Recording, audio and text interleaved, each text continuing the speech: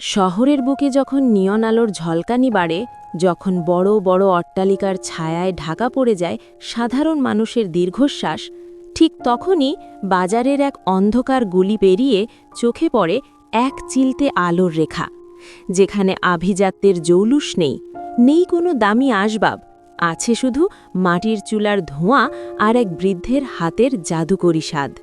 সবাই একে ডাকে গরিবের হোটেল। এই হোটেলের প্রাণ হলেন রহমত চাচা। বয়সের ভারে পিঠটা একটু নুয়ে পড়লেও তার হৃদয়ের আয়তন যেন আকাশকেও হার মানায়। চাচা, চালের বস্তাটা তো শেষ হয়ে এলো। বাজারের মহাজন বলেছে কাল থেকে দাম বাড়বে। আমরা যদি প্লেটের দাম 5 টাকা না বাড়াই তবে নিজেরা না খেয়ে মরব। কালুরে, রিজিকের মালিক ওপরওয়ালা। মহাজন ব্যবসা বোঝে, আমি বুঝি মানুষের পেট। এই যে রিকশাচালক হাশেম দিনভর রোদে পুড়ে মাত্র কয়েকটা টাকা পায়, ও যদি আমার এখানে শান্তিতে দুমুঠো না খেতে পারে তবে আমার এই চুলার আগুন জেলে কী লাভ? প্রতিদিন সূর্য ওঠার আগে থেকেই শুরু হয় তার কর্মযজ্ঞ।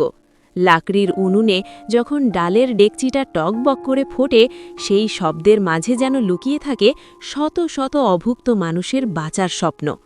রহমত চাচা ব্যবসা করেন না, তিনি মানুষের দোয়া কুড়ন। তার কাছে 10 টাকা মানে শুধু একটা কয়েন নয়, 10 টাকা মানে এক শ্রমিকের তৃপ্তির হাসি। কিন্তু এই শান্তিময় পৃথিবীতে একদিন প্রবেশ করল অহংকারের কালো মেঘ। নাম তার বিমলবাবু, যার কাছে জীবনের মাপকাঠি হল ব্যাংক ব্যালেন্স আর ক্ষমতার দাপট। তার দামি গাড়ির চাকা যখন এই ধুলো মাখা গলিতে এসে থামল, তখন বাতাসও যেন থমকে গেল। নোংরা পরিবেশ দেখে তার নাক শীতকানো আর অবজ্ঞার সুর প্রমাণ করে দিল মানুষের পকেট ভারী হলে মনটা কত ছোট হয়ে যেতে পারে। উফ, কি জঘন্য জায়গা! এই যে বুড়ো, তোমাদের এখানে এসি নেই, অন্তত একটা কোল্ড ড্রিঙ্কস দাও। বাবা, এখানে এসি নেই, তবে তালপাতার পাখা আছে। আর কোল্ড ড্রিঙ্কস আমরা রাখি না। মাটির কলসির ঠান্ডা জল পাবেন। বসুন বাবা, একটু জিরিয়ে নিন। এই গরিবের খাবার আমি খাই না। একটা মিনারেল ওয়াটার দাও আর ফোন করার জন্য চার্জার দাও। বাবা, ওপর থেকে দেখলে আমরা সবাই সমান। আপনি যখন মাটির ওপর দিয়ে হাঁটেন তখন কি মাটি জিজ্ঞেস করে আপনি রাজা না ফকির?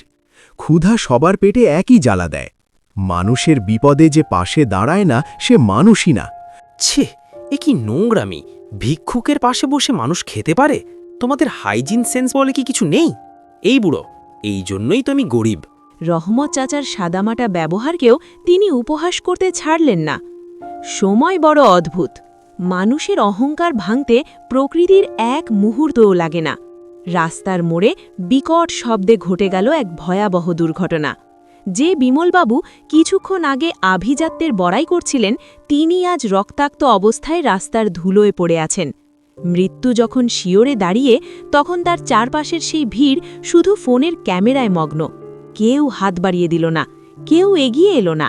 চাচা, জলদি দেখুন, রাস্তার মোড়ে ওটা কার গাড়ি অ্যাক্সিডেন্ট করলো। ঠিক সেই সময় দেবদূতের মতো ছুটে এলেন রহমত চাচা। যে মানুষটাকে কিছুক্ষণ আগে অপমান করা হয়েছিল, তাকেই বুকে টেনে নিলেন তিনি। কালু, জলদি রিকশা ডাক, এদের হাসপাতালে নিয়ে যেতে হবে। নিজের শরীরের ঘাম মোছা গামছাটা দিয়ে বিমলবাবুর ক্ষতস্থান বেঁধে দিলেন। পকেটে থাকা সামান্য কয়েকটা টাকা, যা দিয়ে হয়তো পরের দিনের চাল কেনার কথা ছিল, তা আজ রহমত চাচা বিলিয়ে দিলেন এক অচেনা শত্রুকে বাঁচানোর জন্য। মানবতার জয়গান গাইতে রহমত চাচার কোনো দ্বিধা ছিল না। চাচা, যে লোকটা আমাদের অপমান করলো, আপনি তাকেই বাঁচাতে যাচ্ছেন? ওর তো অনেক টাকা, ও নিজেই ব্যবস্থা করতে পারবে। সবাই তো দাঁড়িয়ে ভিডিও করছে চাচা, কেউ তো এগিয়ে আসছে না। আমরা কি একাই পারবো এদের বের করতে? হাসপাতালের সাদা দেওয়াল যখন বিমলবাবুর চোখের সামনে ঝাপসা হয়ে আসছিল, তখন তিনি বুঝতে পারলেন জীবনের আসল মানে। টাকা মানুষের চিকিৎসা করতে পারে, কিন্তু মানুষের জীবন বাঁচাতে লাগে ভালোবাসা। কয়েকদিন পর যখন তিনি সুস্থ হয়ে ফিরে এলেন, তখন তিনি আর সেই পুরনো বিমলবাবু নন। আরে বাবা, আপনি সুস্থ হয়ে গেছেন। আসুন, বসুন। চাচা, আমি আপনার কাছে ক্ষমা চাইতে এসেছি। আমি ভেবেছিলাম টাকা দিয়ে পৃথিবী কেনা যায়, কিন্তু আপনি প্রমাণ করেছেন ভালোবাসার মানবতা দিয়ে যা পাওয়া যায় তা কোটি টাকা দিয়েও অসম্ভব। আপনার ওই 10 টাকার ডাল ভাতের যে স্বাদ, তা আমি পৃথিবীর কোনো দামি রেস্তোরাঁয় পাইনি। চাচা, আমাকে ক্ষমা করে দিন। আমি তো শুধু আমার কর্তব্য করেছি। না বাবা, এটা যদি বড় রেস্টুরেন্ট হয়ে যায় তবে আমার গরিব ভাইগুলো ভেতরে ঢুকতে ভয় পাবে। এটা যেমন আছে তেমনই থাক। রহমত চাচার সেই ছোট্ট হোটেলে বসে ডাল ভাতের প্রতিটি গ্রাস যখন তিনি মুখে তুলছিলেন, তার মনে হচ্ছিল পৃথিবীর সবচেয়ে দামি খাবারটি তিনি আজ খাচ্ছেন। আজ আর সেই হোটেলটি শুধু গরিবের হোটেল নেই, সেটি এখন হয়ে উঠেছে মানবতার এক বাতিঘর। বিমল বাবু আর রহমত চাচা দুজন দুই মেরুর মানুষ হয়েও আজ এক হয়ে গেছেন সেবার ব্রতে। আমরা প্রায়ই খুঁজি ঈশ্বর কোথায়। আসলে ঈশ্বর থাকেন রহমত চাচার মতো সেই সব মানুষের হৃদয়ে যারা নিজের কথা ভাবার আগে অন্য একজনের ক্ষুধার কথা ভাবেন। মনে রাখবেন, দান করলে কমে না, বরং বেড়ে যায় সেই হৃদয়ের সম্পদ যা আমরা সাথে করে নিয়ে যাব।